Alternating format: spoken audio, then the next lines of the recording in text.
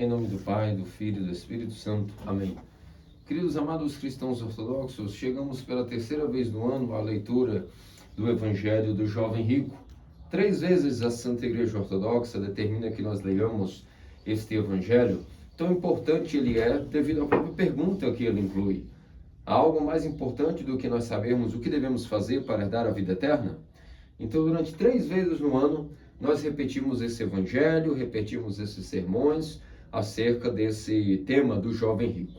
Então, isso se deu quando certa vez um jovem de bastante poder, de bastante riqueza, chegou até Jesus Cristo e perguntou o seguinte a ele: bom mestre, o que devo fazer para herdar a vida eterna? Uma pergunta da mais importante, especialmente para um jovem já preocupado desde a juventude, de saber como ele iria, em uma só palavra, como ele iria adquirir a sua própria salvação. Adquirir a vida eterna é adquirir a própria salvação. Então, nosso Senhor Jesus Cristo disse a ele palavras que estavam automaticamente dirigidas não somente a esse jovem, mas também aos fariseus e aos escribas, porque os fariseus e escribas estavam sempre aguardando uma maneira de ver se nosso Senhor iria falar alguma coisa que pudesse ir contra a lei. Então, nosso Senhor, para poder já deixar claro aos escribas e fariseus que não cairia em nenhuma armadilha, ele responde claramente: o que dizem as Escrituras? Ide e fazer conforme as Escrituras. O que dizem as Escrituras que uma pessoa deve fazer para herdar a vida eterna? Cumprir os mandamentos. Como é que se adquire a salvação? Cumprindo os mandamentos. Então,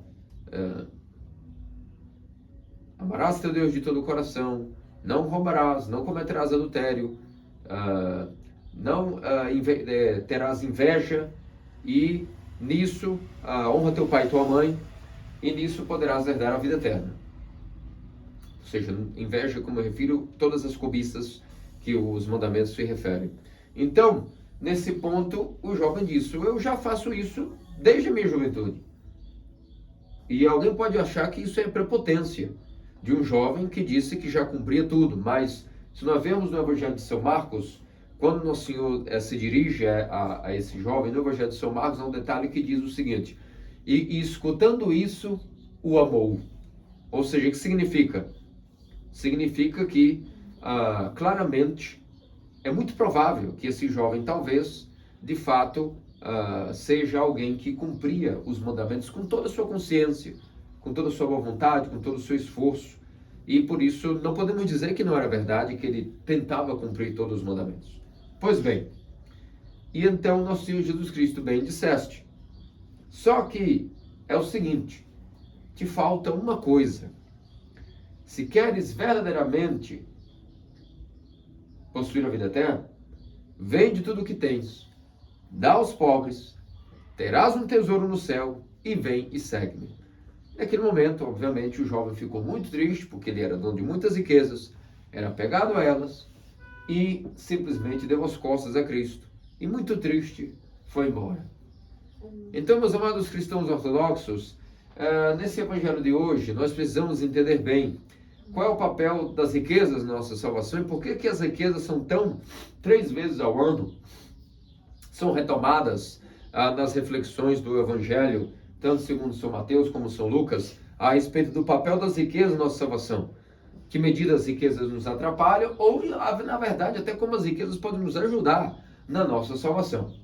Porque se alguém pensa que as riquezas só dificultam a nossa salvação, está muito equivocado. Nossos primeiros pais eram muito ricos. Abraão, dono de muitos rebanhos, muitas riquezas. Jó, Ló, todos eles eram pessoas boas de posses, né? Sem falar dos próprios reis, que também foram santos, também dotados de riquezas. Então, a riqueza em si, se ela fosse impedimento de justiça, de santidade, significaria que então nossos primeiros pais, como Abraão, Isaac, Jacó, como o próprio Ló, Jó, talvez as pessoas fossem impedidas de sua santidade pelas riquezas. Isso não é verdade. Eram ricos, tanto em via de mundo, como também ricos em Deus. Portanto, existe algo aí, onde as riquezas podem ser causadoras de problemas, mas não que sempre as riquezas e as posses são causadoras de problemas. Então é para isso que a Igreja Ortodoxa tem que nos iluminar no domingo de hoje e entender o seguinte: de fato, quando o Senhor diz que, veja só, está vendo? Quando o jovem foi embora, deu as costas e disse, olha aí, como é difícil um rico entrar no reino de Deus.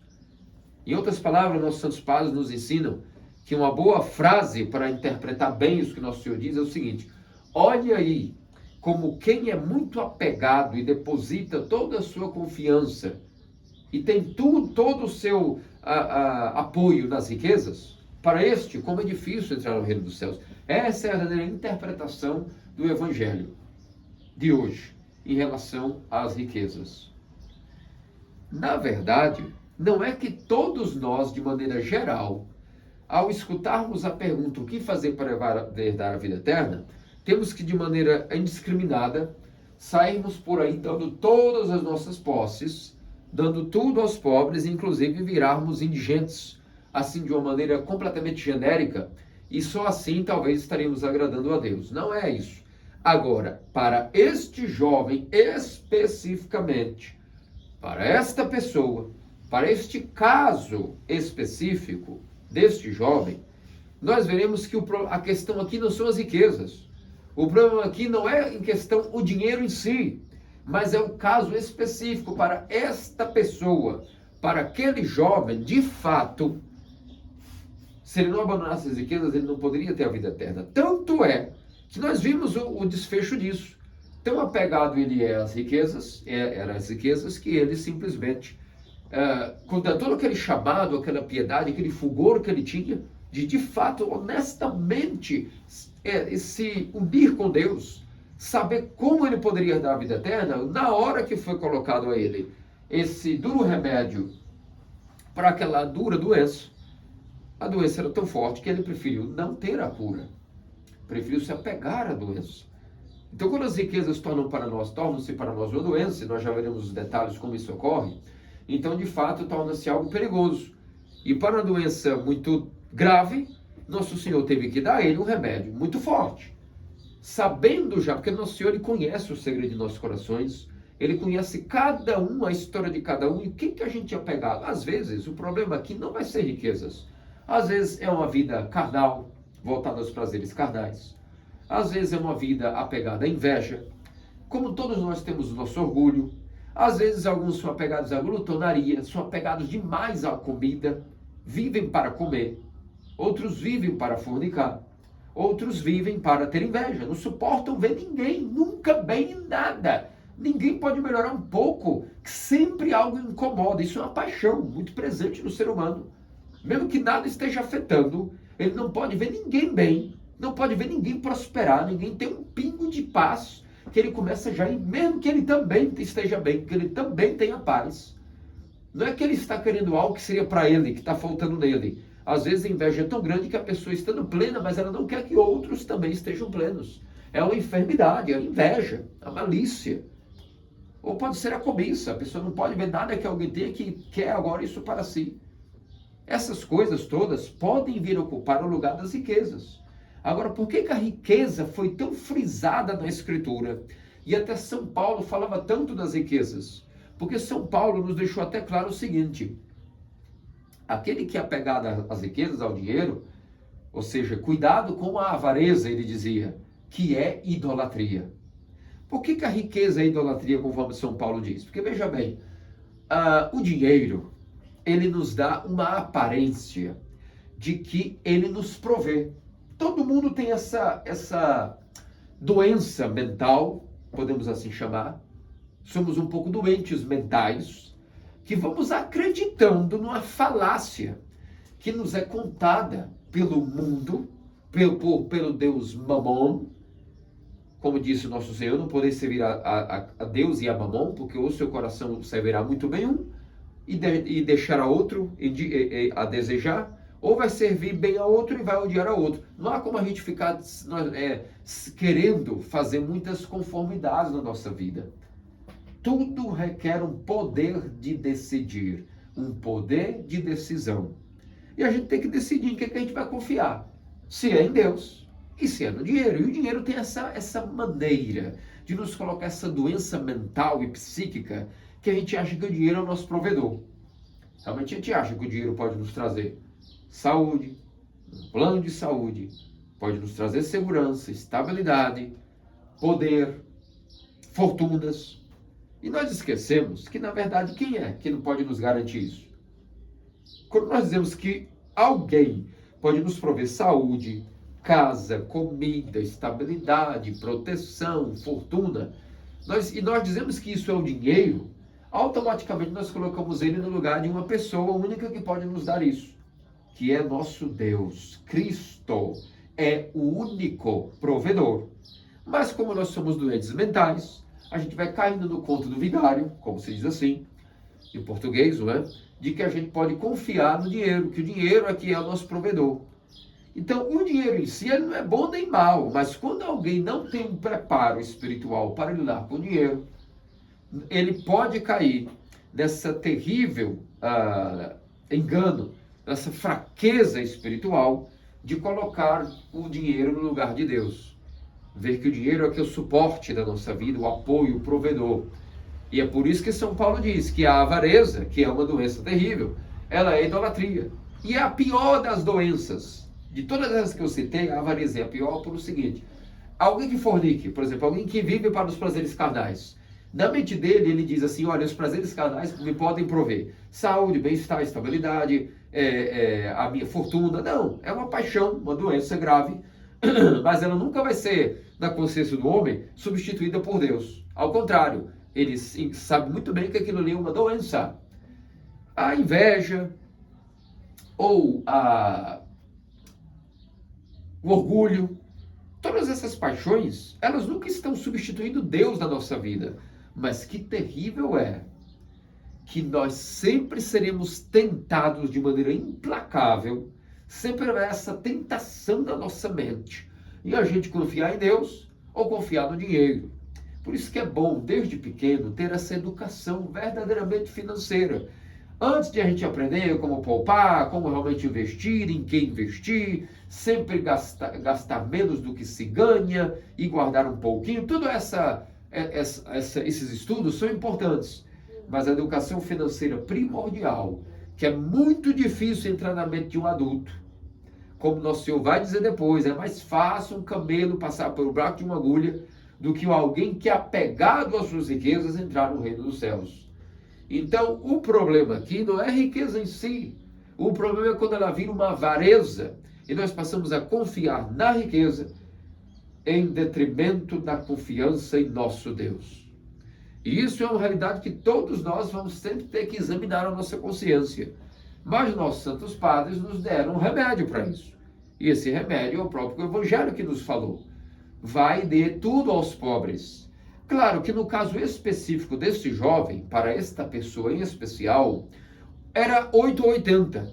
Ou ele ficava com as riquezas ou ele ficava com Deus. Então ele é melhor dispor essas riquezas para os pobres, para esses maravilhosos estômagos que seriam para ele bancos de investimento para a sua salvação, que iriam render frutos de salvação para ele.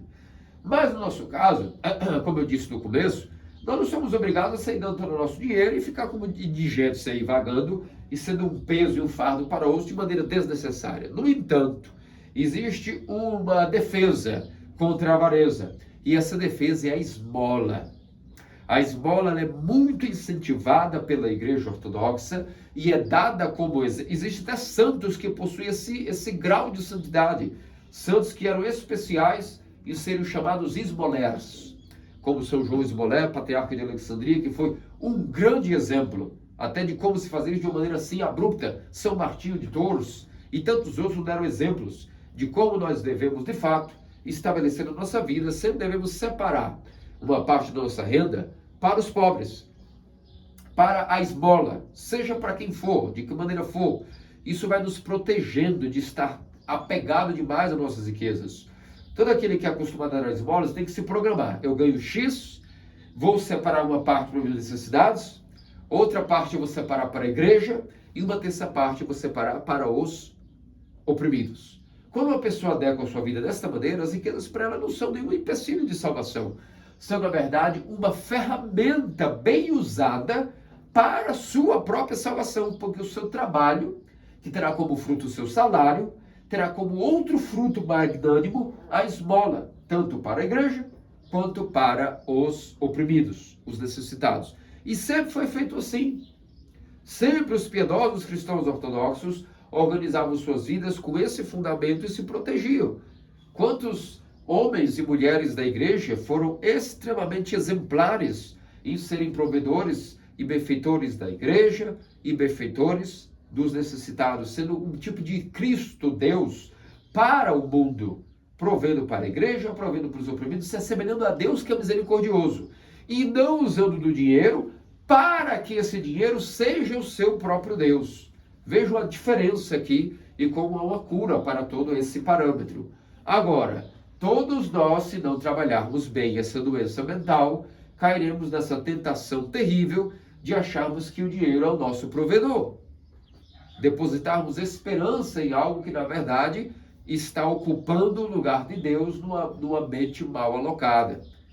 Então, volto sempre a dizer, por mais que a batalha é nossa, que quem tem condições de trabalhar com saúde, que trabalhe, quem tem condições de não depender dos outros, que não dependa, mas que seja um trabalhador eficaz, nunca confie e nunca deposite sua esperança na sua própria saúde, no seu próprio esforço, no seu próprio negócio e no seu próprio dinheiro, porque tudo isso aí não é nada garantido, nenhuma profissão, nenhum emprego no mundo, nenhuma renda, nenhuma fortuna é garantida.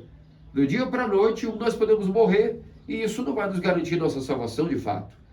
Outra, nós podemos inclusive falir, e ninguém está impedido de falir, mas nós não podemos nunca deixar que a nossa fé se abale. E essa fé, sim, ela nunca pode ser abalada se nós a cultivarmos dia a dia, do estilo de vida ortodoxo, sempre nutrindo nossa alma com os escritos que nos explicam como viver, o estilo de vida adequado para agradar a Deus. Então, ainda que venham essas tentações de fora, a falência, uma catástrofe, a perda da saúde, dos negócios, a nossa fé bem nutrida, mais cedo ou mais tarde, ela vai nos iluminar a mente para alguma ideia ou alguma coisa, alguém vai nos visitar, alguém vai aparecer para ser o nosso verdadeiro provedor. Sempre vai ser assim. Pode demorar um pouco, pode ser que haja uma época de crise, pode parecer uma temporada que nada teve solução, mas tenhamos fé, por isso chama-se fé. E às vezes Deus demora a dar soluções estáveis à nossa vida, porque Ele quer assistir o nosso poder de luta, entrar em combate, ver se nós somos desmiolados ou não, e também, como bom educador, e ensinando-nos na dificuldade os segredos da administração de nossa vida e de nossos bens também. Porque às vezes a pessoa não está preparada, a pessoa às vezes reclama e ora. Se eu tivesse tal poder econômico, faria tal coisa. Mas a pessoa às vezes não está preparada para ter aquele poderio. Ela seria até uma destruição para a vida dela receber dinheiro antes da hora, porque Deus o sabe. Ou ela usaria isso para a sua perdição, ou nem isso. Às vezes ela iria desperdiçar esse talento, porque ela não estava preparada para administrar. Por isso você pode ver um grande administrador, quando ele está lá no auge da carreira, em geral, se ele não faliu e ele foi estável ao longo dos anos, é porque ele começou pequeno, pensava grande e nunca desistiu. Então o capital dele foi crescendo de maneira verdadeira e não fictícia. Cada centavo ele lucrou, produziu e recebeu um lucro verdadeiro em cima de um capital investido. Então todo o montante dele era real. Agora vocês podem observar, muitas pessoas crescem até rápido. Tem uma boa ideia, um negócio genial, ok, tudo bem. Mas foi tão rápida a alavancada financeira que o capital e o montante acumulado não foram sedimentados na conversão básica de cada centavo. Então, na prática, a pessoa é um possuidor de riquezas, mas é um patife, na verdade, um paspalho em relação a poder merecer e ter conquistado as riquezas. Na mente dele ele diz, a minha ideia foi genial, olha como eu dei sorte. Essa especulação toda que se chama, ela é muito fruto do recente capitalismo financeiro, fruto da revolução do capital. E nossa época do capital digital, das ações, do sistema fiduciário, as pessoas creem muito nessa alavancada rápida. Só que você pode estudar a vida delas. Hoje elas têm um bom montante, daqui a 5 anos perdeu metade, daqui a 10 anos perdeu de novo. É tudo muito volátil. Agora, uma pessoa que tem um negócio real, seja um poupadeiro, joalheiro, um artesão, um ourives, ou simplesmente um simples trabalhador comum, se ele sabe administrar bem a sua riqueza com Deus, dá para sustentar a família, dá para ajudar a igreja, dá para ajudar uma esmola, e ao longo dos anos, com a graça de Deus e sua honestidade, ele vai acumulando um capital realístico e não um capital virtual, que às vezes a nossa nova maneira de ver o dinheiro, principalmente na nossa era, esse sermão de hoje é muito importante, porque nunca o ser humano e as famílias tiveram a tentação em relação a esse tema. Isso sempre foi gravíssimo desde a época de Caim, mas nunca foi tão grave quanto hoje, que hoje nós vemos no auge da idolatria, da avareza e da confiança na estabilidade financeira. Se esquecem das catástrofes mundiais, da quebra dos países, mas se colocou isso na cabeça das pessoas, que elas podem de fato ser uma influencer digital, que de fato ali está garantida a fortuna dela. Bem, não nada contra, ela pode de fato ser, mas se ela não aprender rápido a converter esse dinheiro da era digital ou do serviço prestado em algo real e uma riqueza adquirida, ela é questão de tempo, vai falir. Porque nosso dinheiro só passa a ser verdadeiro quando ele entra na nossa mão por uma mão e depois nós transformamos através de trabalho, caridade, ações, negócios e ideias e um capital residual que vai sobrar e pingar no nosso bolso como a riqueza adquirida.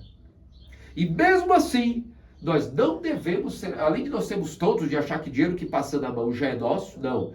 Há uma diferença de ter dinheiro acumulado e riqueza adquirida, né? Isso é um conceito muito profundo que as pessoas hoje esqueceram, né? Mas mesmo que você tenha a riqueza adquirida, não vá confiar nela, porque veja a história do próprio profeta Jó, como foi um exemplo para nós, que mesmo tendo riqueza adquirida, quando Deus permite para nosso próprio melhoramento espiritual, nós podemos ir de novo à chamada pindaíba, não é? Aí a ficar de novamente com o bolso duro. E o que a gente vai fazer? Vai dizer que todo o nosso gênio, a nossa genialidade, o nosso caráter, as nossas ideias, os nossos talentos eram baseados no que a gente tinha ou é no que a gente é? Se é no que a gente é, a gente vai de novo levantar de novo, vai produzir de novo dinheiro, vai ter ideia, vai ter trabalho e vai se levantar de novo. Agora, se nossa personalidade, nosso caráter era baseado em posses, quer dizer que a gente não tem nem mesmo entre o mundo dos homens nenhuma propriedade adquirida de verdade, não é? Muito mais o nosso espírito, meus amados cristãos ortodoxos, em relação às maravilhas e riquezas de Deus. Então, nenhuma paixão é tão grave quanto a avareza, porque nenhuma delas ocupa esse lugar no nosso coração de até substituir a Deus, ok? Como nosso apoiador e nosso provedor. E então o Senhor disse que, tendo em vista essas circunstâncias, é mais fácil um camelo passar pelo buraco de uma agulha do que um rico entrar no reino do céu. Ou seja, de uma pessoa que é apegada às riquezas, que tem essa doença mental. Bem, vocês já escutaram isso de mim em vários sermões, e vários anos para trás, do que significa a explicação, mas é sempre bom e sempre importante repetir, do que significa o camelo e o buraco da agulha.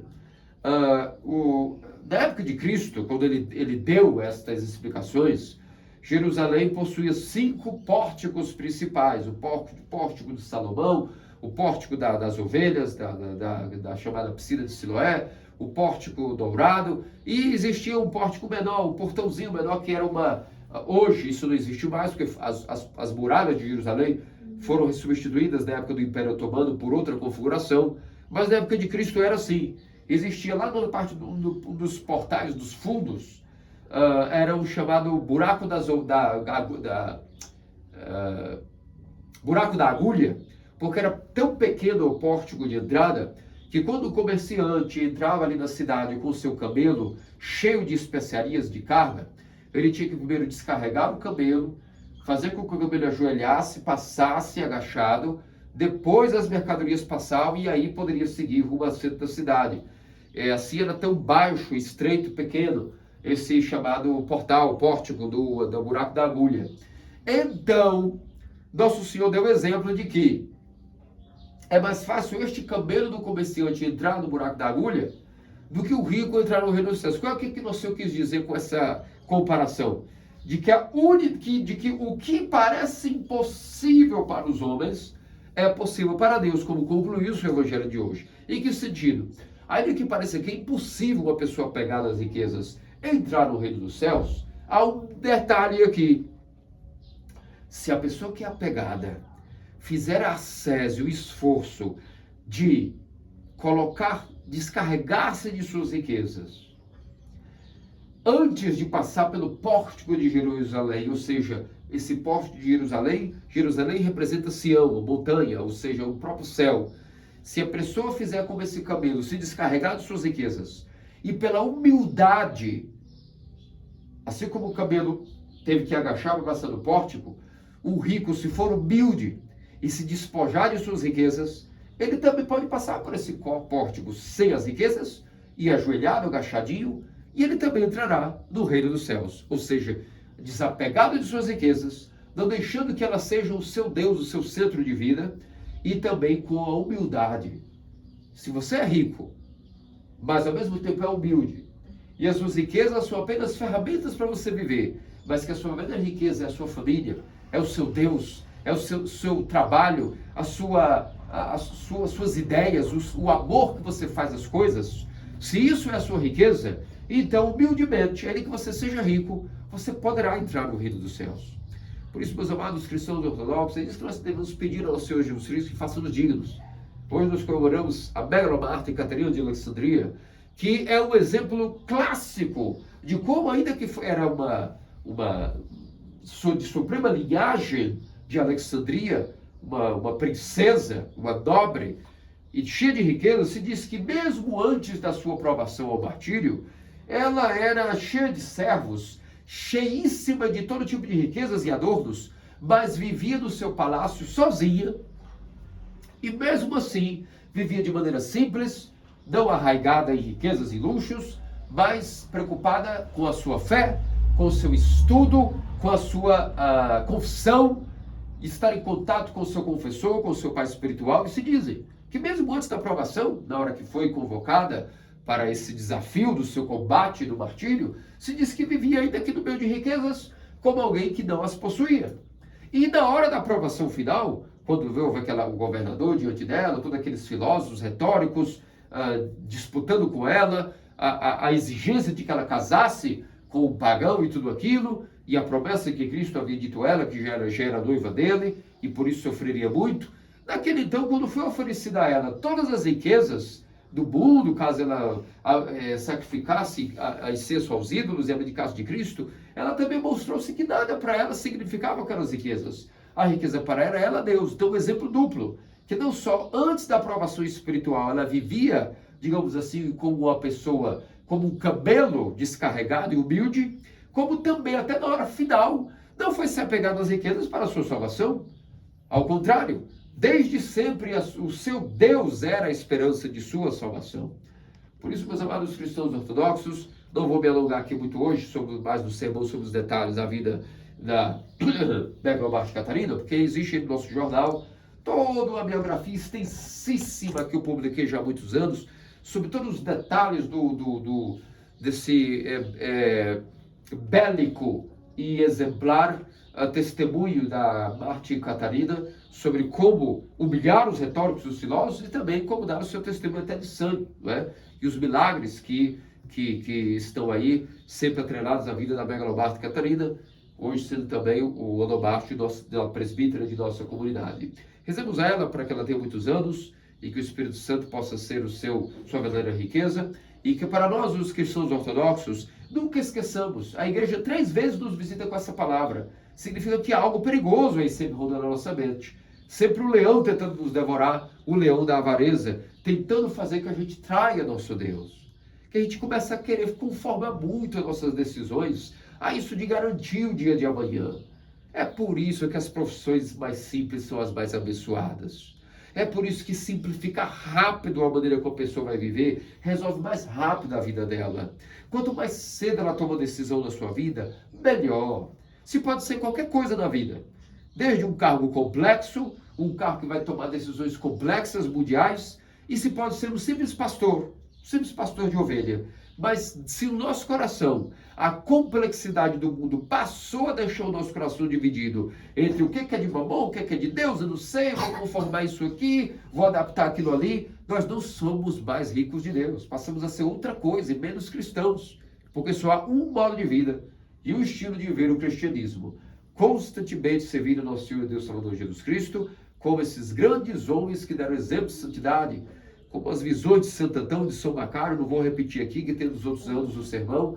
Quantos homens na cidade? Foi revelado a Santo Antônio no deserto, a Macário no deserto de Esquite, que eram mais santos que eles, que há 40 anos viviam em jejum e castidade, mas certas pessoas que administraram bem as riquezas do mundo, adquiriram um grau de santidade maior do que até os ascetas do deserto. Que grande mistério foi revelado a São Macário e a Santo Antônio Grande daquele então. Que Deus, nosso Senhor, Deus Salvador Jesus Cristo, faça-nos dignos pelas orações sobre esse momento até o tal que servir, Maria e todos os santos. Amém.